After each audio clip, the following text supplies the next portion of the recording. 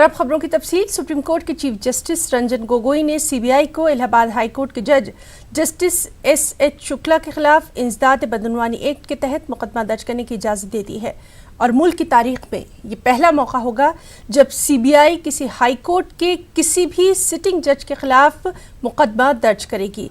आपको बताएं कि हाई कोर्ट के जस्टिस एस.एन. शुक्ला पर बदनवानी के संगीन इल्जामात हैं। जस्टिस शुक्ला पर इल्ज़ाम है कि उन्होंने यूपी के मेडिकल कॉलेज में एमबीबीएस में दाखिले के सिलसिले में अपनी पोजीशन का गलत इस्तेमाल किया। बताया जा रहा है कि जस्टिस शुक्ला ने निजी मेडिकल कॉलेज को फ़ायदा पहुंचाने के लिए सेशन 2017-18 के लिए दाखिलों की तारीख में तौसी कर दी थी।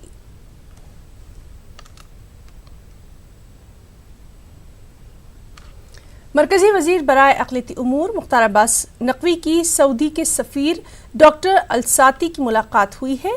हज उमूर के ताल्लुक से दोनों के माबैन बातचीत हुई और इस बीच सऊदी अरब हुकूमत का बड़ा फैसला सामने आया। उम्रे के लिए जाने वालों के लिए खुशखबरी है। उम्रा आज़मीन अब सऊदी अरब के किसी भी शहर में जा सकेंगे, जबकि पहले सिर्फ मक्का और मदीना ही जाने की इजाज़त थी।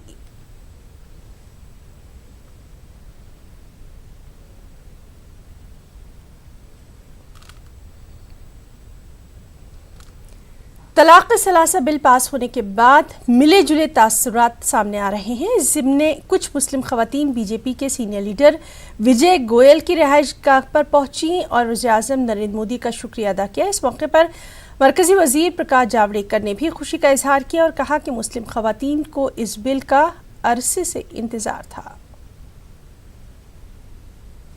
मुस्लिम महिलाएं प्रधानमंत्री मोदी जी का धन्यवाद करना चाहती थी। उनको लगता है कि ट्रिपल तलाक एक ऐसा अभिशाप था जिसमें 3 बार तलाक बोलकर पुरुष जो हैं छुट्टी पा जाते थे और उनको छोड़ देते थे बेसहारा, उनको भी और बच्चों को भी।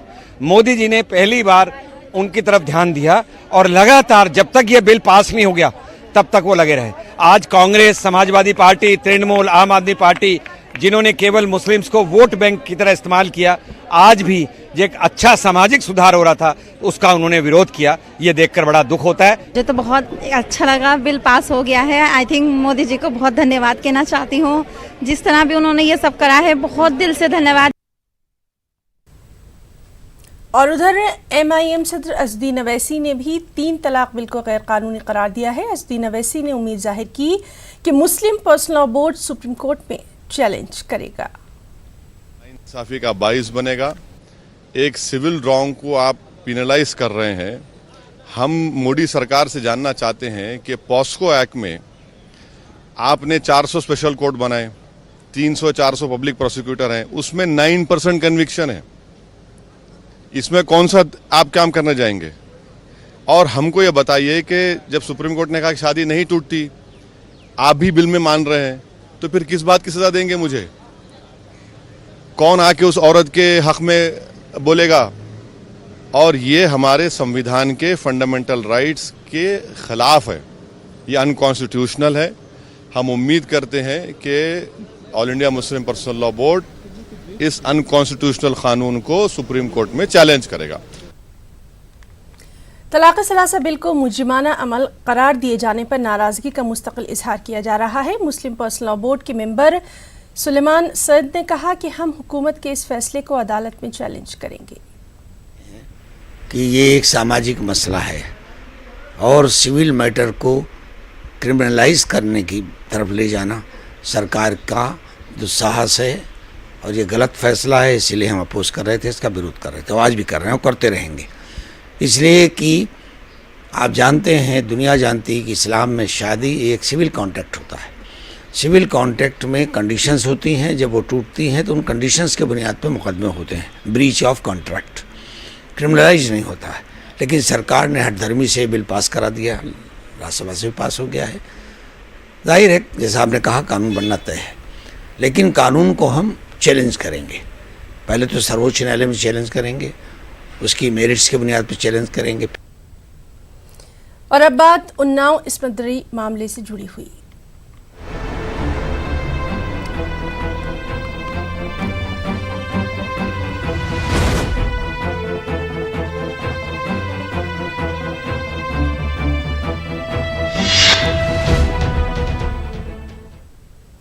जिया उन्नाव इस्मत दरी की मुतासरा के सड़क हादसा केस में पेशरफ्त हुई है। बीजेपी एमएलए कुलदीप सिंह सेंगर समेत 10 अफराद के खिलाफ सीबीआई ने केस दर्ज कर लिया है। इन लोगों पर मुजरिमाना साजिश और इक़दाम कत्ल के इल्जामात हैं। सुप्रीम कोर्ट ने उन्नाव मामले में रजिस्ट्री से मेडिकल रिपोर्ट तलब की है। सुप्रीम कोर्ट ने रजिस्ट्री से पूछा है कि अगर ख़त 12 जुलाई को लिखा गया था तो हमारे सामने क्यों नहीं रखा गया। सुप्रीम कोर्ट ने कहा कि ये मामला इंतहाई संजीदा है, इस सिमत में फ़ौरन मुस्बित कदम उठाने की ज़रूरत है। सुप्रीम कोर्ट ख़त के ताल्लुक से कल समाअत करेगा। उधर उन्नाव इस्मत दरी की मुतासरा के सड़क हादसा केस में पेशरफ्त हुई है। बीजेपी रुकन असेंबली कुलदीप सिंह सेंगर समेत 10 अफराद के खिलाफ सीबीआई ने केस दर्ज कर लिया है। 20 से ज़ायद अफराद के खिलाफ भी केस दर्ज किया गया है। इन लोगों पर मुजरिमाना साजिश और इक़दाम कत्ल के इल्जामात हैं।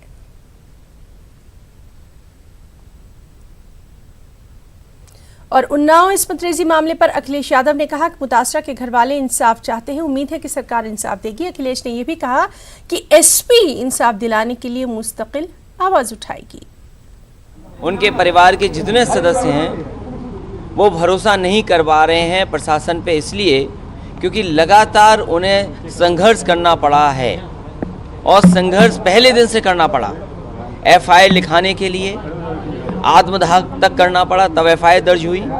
लगातार उस परिवार को धमकी मिली और धमकी ऐसी दी गई और उसका परिणाम आप देखिए किस रूप में क्या हुआ उस परिवार के साथ। एक्सीडेंट हो गया और कितने परिवार के सदस्यों की जान चली गई। ऐसा कहाँ हुआ होगा। इसलिए वो परिवार न्याय चाहता है और हमें उम्मीद है कि सरकार न्याय देगी। और उन्नाव मामले पर दिल्ली यूनिवर्सिटी के तलबा ने एहतजाज किया और इंसाफ का मुतालबा किया। इनका कहना था कि बेटी बचाओ बेटी पढ़ाओ की बात करने वाली सरकार में बेटियों पर ही जुल्म सितम हो रहे हैं। जुल्म करने वालों का सरकार बचाव भी कर रही है। एहतजाजियों का कहना था कि कुलदीप सिंह सेंगर पर जल्द से जल्द कार्रवाई हो। सरकार के बेटी बचाओ बेटी पढ़ाओ के नाम पे जो ढकोसला चल रहा है उसके विरुद्ध न्याय कर रहे हैं। एक तरफ जो ये ऐतिहासिक ऐसे बिल पास कर रहे हैं औरतों की सुरक्षा के नाम पर, उनके हकों के संरक्षण के नाम पर 3 तलाक बिल जैसे, उसके पीछे ये अपने ही एमएलए और अपने ही सत्ताधारियों द्वारा उन्हीं महिलाओं का शोषण कर रहे हैं, उनके साथ बलात्कार कर रहे हैं और उसके बाद भी उनका संरक्षण कर रहे हैं। इसके खिलाफ हम यहाँ पे प्रोटेस्ट कर रहे हैं। मुख्य आरोपी कुलदीप सिंह सेंगर और उसके साथ में जो और भी अन्य आरोपी हैं उन पर तत्काल कार्यवाही हो। उसके अलावा इसकी सीबीआई जांच, सिर्फ सीबीआई जांच नाम से ना बिठाई जाए, उसका निष्पक्ष जांच हो कि उसके इस एक्सीडेंट के पीछे किसका हाथ था और उसकी भी उन सभी लोगों को जो इसमें संलग्न थे उन्हें सजा दी जाए। कहते हो कि देश आजाद है, औरतों की अस्मिता खतरे में है, सारे नियम और फंड ठंडे बस्ते में है, पीड़ितों को न्याय नहीं मिल रहा है और मुजरिम खुलेआम घूम रहे हैं और कहते हो कि देश आजाद है। जब तक हम औरतों को आजादी नहीं मिल जाती, सुविधाएं नहीं मिल जाती, तब तक हमें झूठी आजादी का घोषणा करना बंद कर देना चाहिए। ग्रेटर नोएडा में मौजूद पाकिस्तान वाली गली के रहने वालों ने पीएम नरेंद्र मोदी और सीएम योगी आदित्यनाथ से अपनी गली का नाम बदलने की अपील कर डाली है।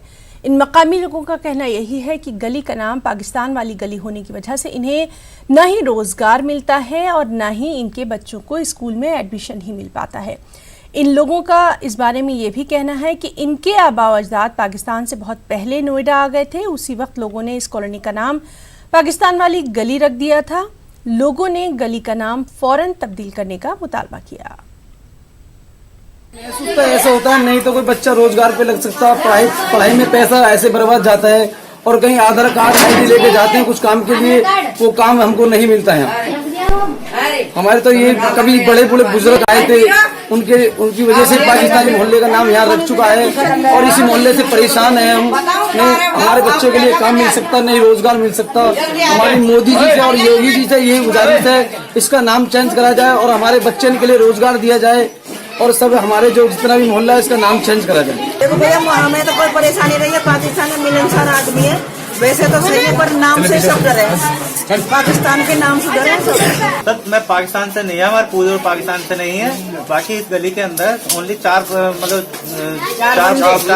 बुजुर्ग आए थे जो कि उनके पास बच्चा भी नहीं था, कोई भी नहीं था, वो यहाँ पर आकर बस गए और बसने के बाद उनकी फैमिली है बढ़ते बढ़ते पोते पर पोते के मतलब बहुत लंबा परिवार हो गया, कम से कम मेरे ख्याल में 80-100 आदमी का परिवार हो गया।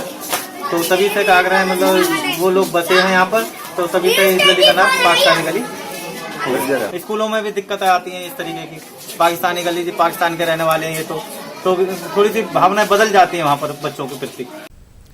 उर्दू अदब को हकीकत पसंदी से रोशनास कराने वाले अजीम अदीब मुंशी प्रेमचंद का आज यौम विलादत है। उनकी यौम पैदाइश की मुनासबत से अदबी हलकों में उनको खूब याद भी किया जा रहा है। उनकी लाजवाल अदबी तख्लीक़ात आज भी तवज्जो की मरकज़ है। खास रिपोर्ट।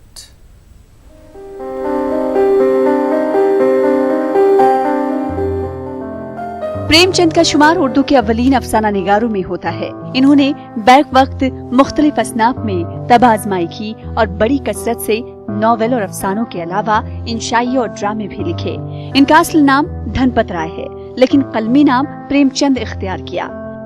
31 जुलाई 1880 में मुंशी अजायब लाल के यहाँ जिला वाराणसी लम्ही में पैदा हुए। प्रेमचंद ने इब्तदाई तालीम के बाद BA की डिग्री हासिल की, जबकि बाकायदा अदबी जिंदगी का आगाज 1901 से हुआ।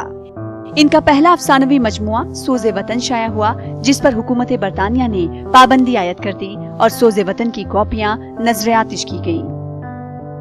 प्रेमचंद वाहिद ऐसे अफसाना निगार हैं जो उर्दू और हिंदी दोनों जबानों की जानने वालों में यकसा मकबूल हैं। प्रेमचंद के मौज़ूआत इस्लाही रहे और इन्होंने अपने नॉवेलों और अफसानों के जरिए समाज की इस्लाह की कोशिश की। प्रेमचंद के अफसानवी मजमुओं में सोज़े वतन, प्रेम 25, प्रेम 32, खाके परवाना, ख्वाब ख्याल, फिरदौसे ख्याल, प्रेम 40, आखिरी तोहफा, ज़ादे राह, वारदात वगैरह शामिल हैं। नॉवेलों में इसरार मुआबिद, गोदान, हम खरमा व हम सवाब, जलवाए इसार, बाजार हुस्न वगैरह अहमियत के हामिल हैं। मुंशी प्रेमचंद को अदब में कौमी एकता और मुश्तरका तहजीब और सकाफत का अलंबरदार कहा जाता है। प्रेमचंद की तख्लीकात में रुमानियत और हकीकत निगारी का इम्तिजाज देखा जा सकता है। इनकी लाजवाल फिक्शन निगारी ने इन्हें उर्दू अदब के अलावा दिगर जबानों में भी जिंदा जावेद कर दिया। प्रेमचंद 8 अक्टूबर 1936 को इंतकाल कर गए। उर्दू अदब में इनके कारनामे अजहर मिन अश-शम्स हैं, जिन्हें फरामोश नहीं किया जा सकता। Bureau report, news 18 Urdu. खबर अमरनाथ जी यात्रा के हवाले से है। खुफिया एजेंसीज ने जानकारी दी है कि अमरनाथ जी यात्रियों पर हमले का अंदेशा है। खुफिया जराए के मुताबिक बताया जा रहा है कि जम्मू कश्मीर में जारी अमरनाथ जी यात्रा पर हमला हो सकता है। जैश ए मोहम्मद और लश्कर तैयबा को इस हमले की जिम्मेदारी सौंपी गई है। ये भी बताया जा रहा है कि हुकूमत के पास कई यात्रियों की यात्रा रद्द करने की भी जानकारी है। जराए के मुताबिक इन यात्रियों ने खौफ की वजह से अपनी यात्रा को रद्द किया। जम्मू कश्मीर में सिक्योरिटी फोर्सेस को अलर्ट कर दिया गया है। यात्रियों की हिफाजत के लिए इजाफी फोर्सेस को भी तैनात कर दिया गया है।